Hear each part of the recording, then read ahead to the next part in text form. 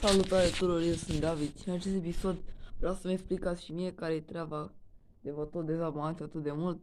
Am avut 402 abonați și am făcut 400 de 3 ori și acum am iar 396. De ce trebuie să vă bateți joc de mine? Am spus că fac și episod special, dar văd că nu am cu cine, pentru că fac 400 și vă dezabonați foarte repede.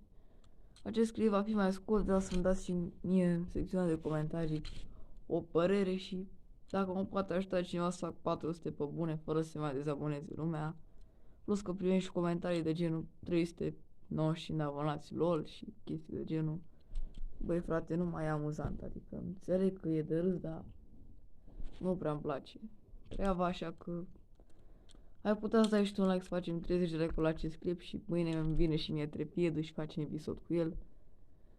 Cam asta a fost clipul, vă rog nu vă mai bateți joc de mine, că tot vă abonați și vă dezabonați și nu e ok și... Sper că v-a plăcut clipul, hai cu un subscribe acolo și cu un like. Pa, pa!